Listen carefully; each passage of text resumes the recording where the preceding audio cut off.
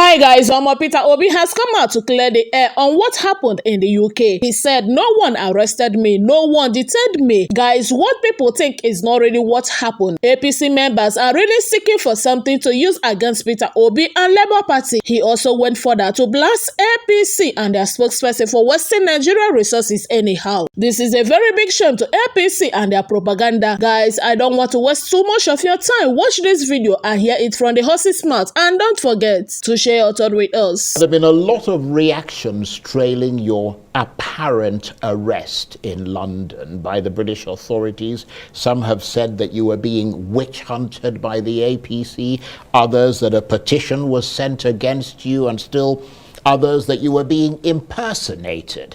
Can you tell us the circumstances of your purported apprehension in London and what has happened subsequently, and sort of clear the air on that? Did you commit an offence for which you were being stopped? Thank you, Charles. One is, I was never arrested. I was never detained. And I did not commit any offence. I was stopped for a routine immigration check because there appears to be a duplication of my identity. And all this lasted for maximum of 20 minutes. And I was treated in what I do with all due respect. Charles, I lived in the UK in the 90s, say from 1993 until 2005. I remember meeting you in London, actually, in that period. Yes. Charles, not just that I lived there, from that 1993 to now is a period of 30 years. I have never been questioned, arrested, detained in any country in the world. I've never even been, for any reason, found myself in any manner being questioned for any offense. I've not committed any offense. So it was a routine immigration check. And it lasted, like I said, less than 20 minutes. And I was actually given all the due respect by the border personality that interviewed me, who told me, your identity is duplicated, be careful. And actually had to walk me through what I can call the VIP process and everything. And I have a written document from British government. I've seen that document. Thank you. I showed it to you. Clarifying the situation. He was never detained, and it was just a few minutes question and everything. And they were Nigerians because I arrived on British Airways. So they were Nigerians who were queuing up. Even Woods here was even worried that I was asked to just wait for a few minutes. And when that happened, I explained it to them, and they said nothing.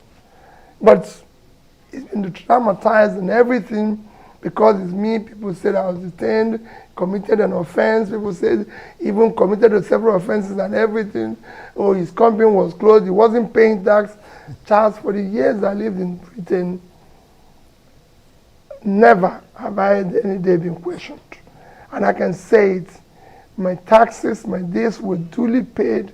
In fact, most times they have refunded me money for overpayment. I've borrowed money, I've done everything globally. Not one day did I default in any. If you find one default, then it's not Peter Obi. Well, I'm glad you clarified that point about the arrest. And in support of the point you're making, I have seen the letter from the British High Commission making it ineluctably clear that it was no such thing.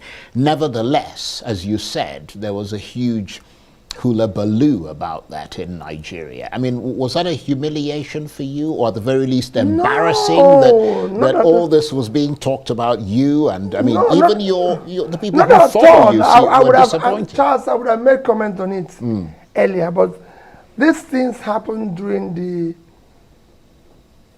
what I call holy month, where for me as a Christian, it was a fasting period and period of the Ramadan.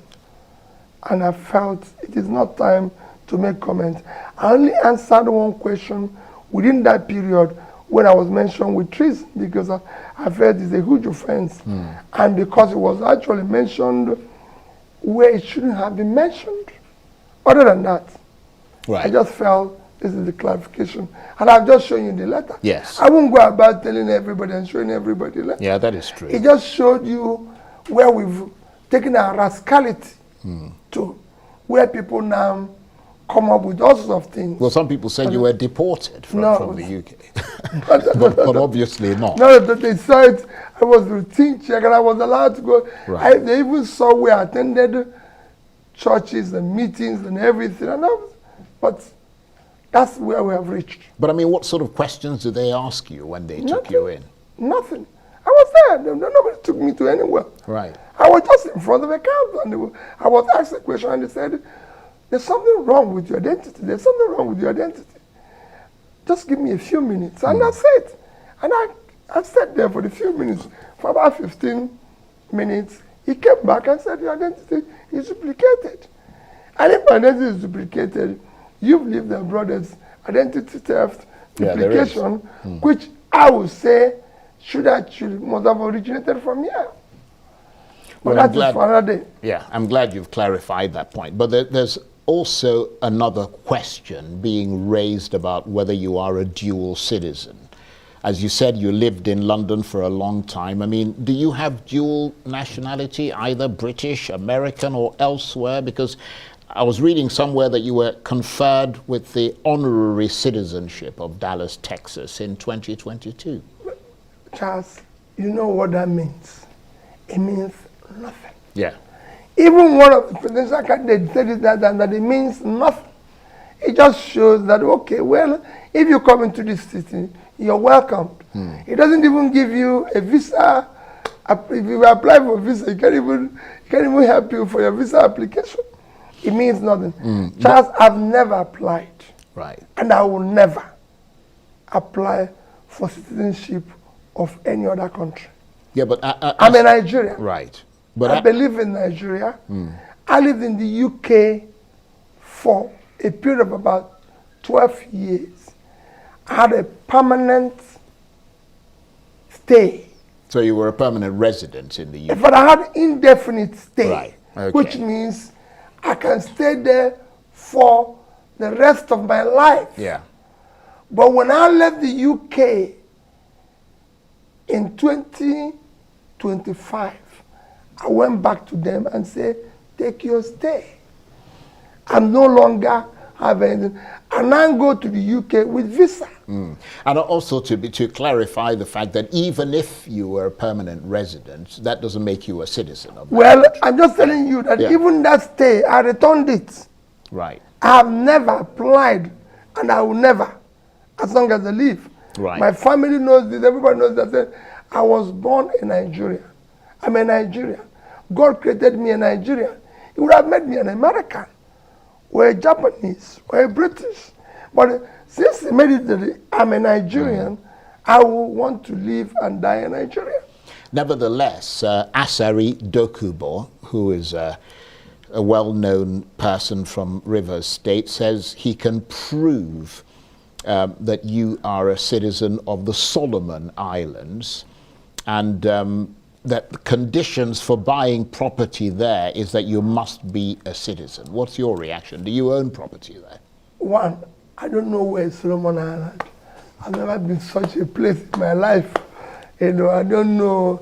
I've never been there. I've no reason to go there. Few places I've gone in the Caribbean, places like Haiti.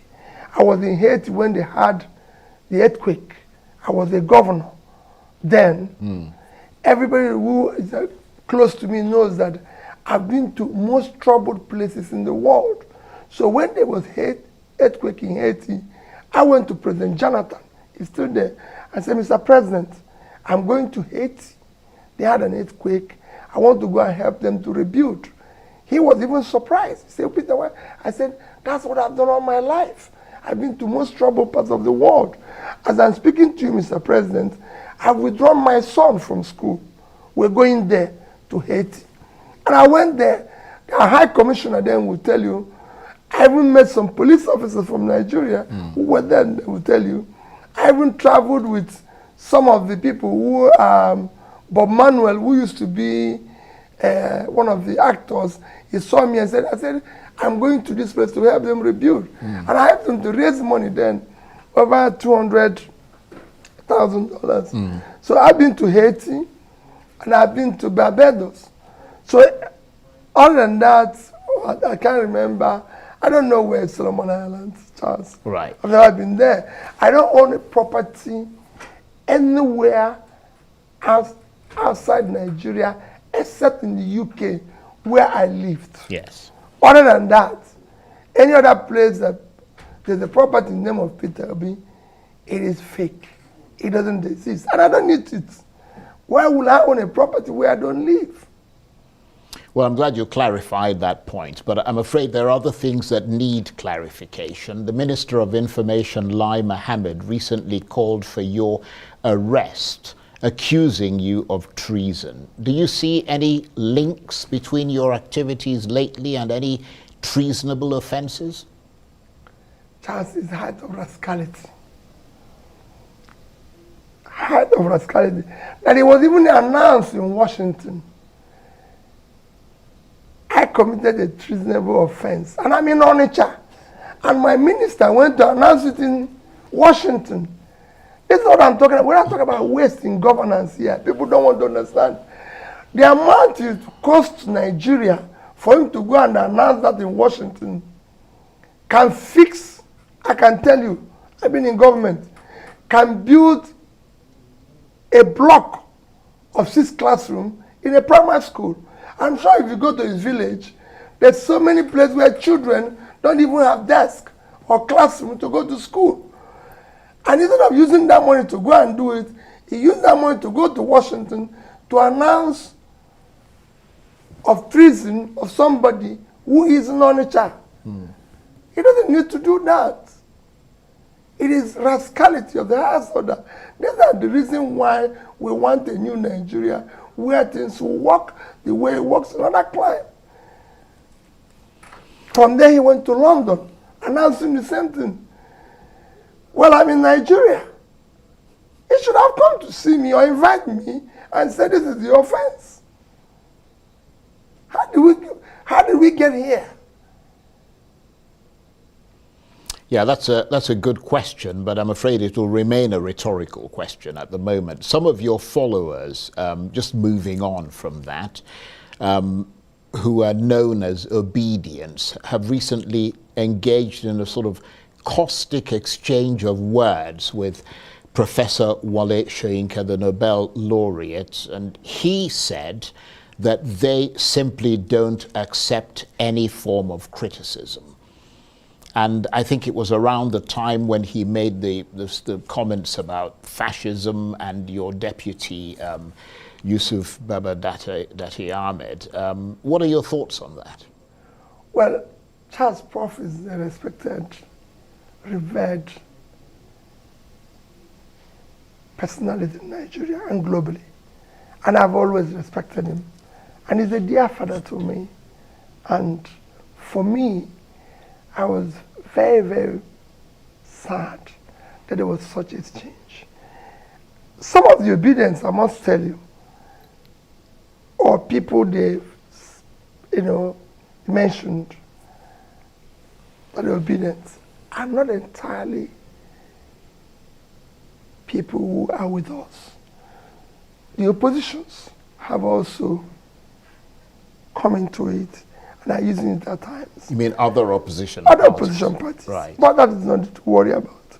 But I was very sad there was such a change between a respected father. But you have to understand this. These young people are people who have been so deprived